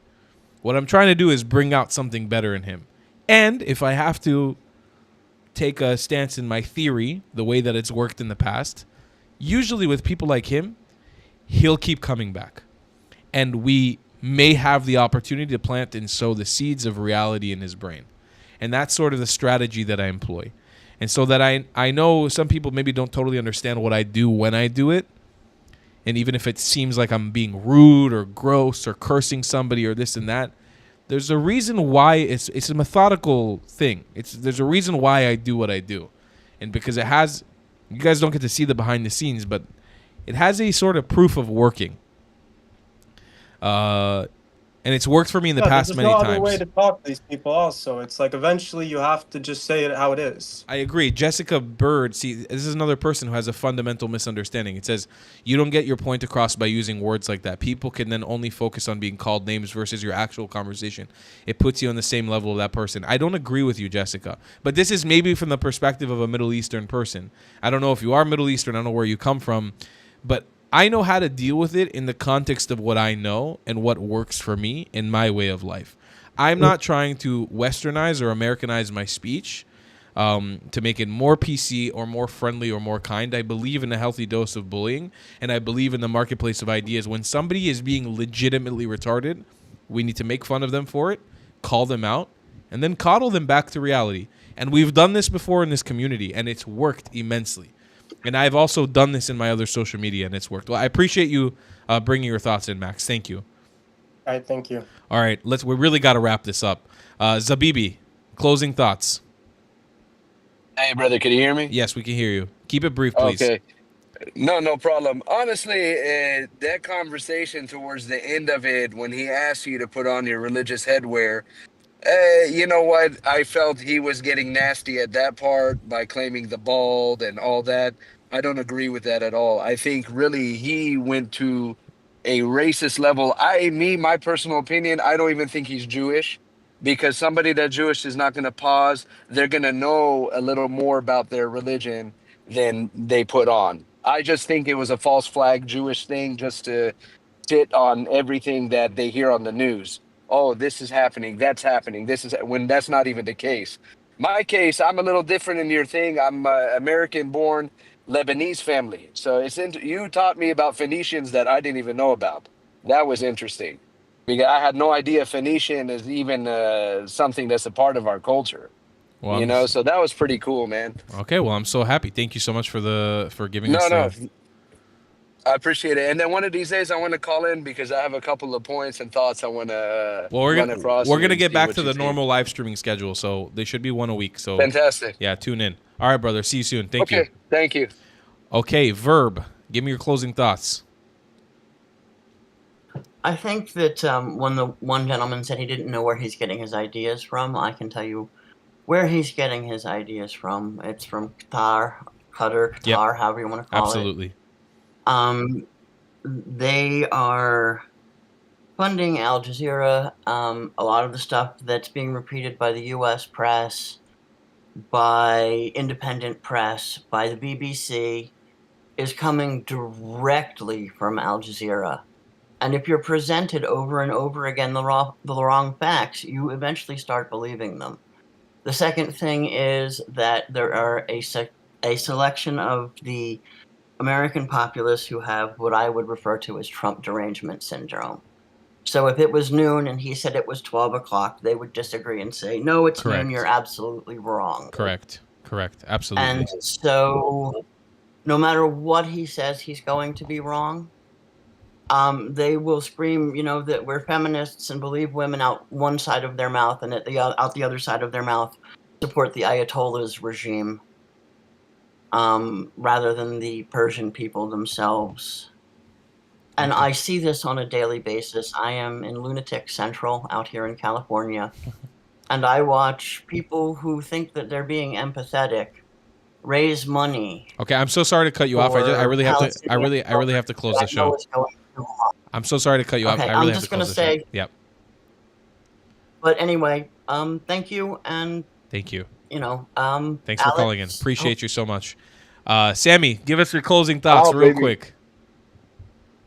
Tal, baby, I'm not gonna lie, bro. That guy you had on there, bro, he had some rock fucking solid arguments. I'm sure you think so, Sammy. I gotta be honest with you, bro. Sure. I know you're being honest too. I'm gonna let Lola keep you in check. I'm not dealing with this one right now. It's the end of the show. Bro, come on. Lola, get him. Lola, sick him. Rock solid arguments. I'm sure he's so solid, bro. As solid as Labane. All right, Sammy, I appreciate you. Thanks for calling in, bro. Zentap, real quick, 20 seconds. Let's go. Come on. Habibi, how dare you not bow before His Eminence the wise Alex, who knows everything about the Yahud? God, you guys are a bunch of fucking psychopaths. You handled it fantastic. That guy will maybe come back like you said. Hopefully. Even if not. Claps for Tal, folks. Claps for Tal. Well done, sir. Thanks, Zentap. Appreciate you, bro. Thank you very much. Closing thoughts, Jessifer. Close it up for us. You're the last one on the list. Come on. What's it gonna be? Like last but not least. I'm just gonna keep it brief. That guy's a retard. He's a bit of a retard. Everybody said some nice logical stuff. I'm gonna say some non-logical stuff. He's a retard. He needs to learn. He needs to take his medicine. and I wish him unwell. I really do. Absolutely. Really do. All right. Thanks, Jess. See you All on the right. Patreon. Love- Guys, for those of you who don't know, $5 a month gets you bonus content, which I have not done a good job at doing, but also it gets you access to a Clat chat on Discord. It's an exclusive chat. You can only join if you pay $5 a month on Patreon. If you want extra time with me, you usually get a Friday night or a Friday Shabbat Shalom message from me that's exclusive. You get behind the scenes. The people who follow me on the Patreon knew exactly where I was, by the way, when I was trapped in Europe this last month. $10 a month gets you access to a bonus live stream right after this stream. Every time I go live, you get an extra stream. If you want to join the Patreon, it goes a very, very, very long way to support the work that I do. And we have an amazing community. It's so much fun. So if you guys want to help out and support the channel, sign up on Patreon right now. Also, I'm going to say this one last time. We are doing and hosting a meetup in Israel. The link will be in the description of this live stream. It will be in the description of the chat. It will be pinned to the top of this chat, wherever you can find it. If you're going to be in Israel for the month of July or August and you want to meet me, we're going to be celebrating 500,000 subscribers, which hopefully will hit that milestone very soon by doing an in-person meetup altogether. It should be very fun. It should be very exciting. Thank you all, one and all, for tuning in to another Traveling Clat live stream. I appreciate you all. See if I missed any super chats. Yoav super chatted 15 shekels. Said Alex is not to blame. Honestly, anyone that's fed misinformation would think like him. Sadly, needs to educate himself. I think he's retarded, but I appreciate the money. Thank you so much, Yoav. And Rachav Rosenberg spent $5 and said, סתם כי הפכתי לעוקב קבוע לאחרונה ואוהב את התוכן שלך בקליפורניה. בוא לבקר בבay area dash. I actually was just in the Bay Area a couple months ago. I gave a speech there, so thank you so much, Rachav. Appreciate you, bro. Toda rabah. Ladies and gentlemen, thank you all. This was actually a really, really wonderful stream. Appreciate everybody tuning in. Thank you for supporting me and my channel, and I will see you in the next one. I love you guys. Long time. Goodbye, Klats.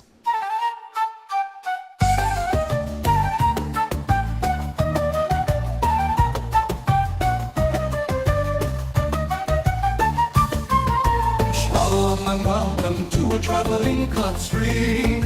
Na na na na na na na na na na.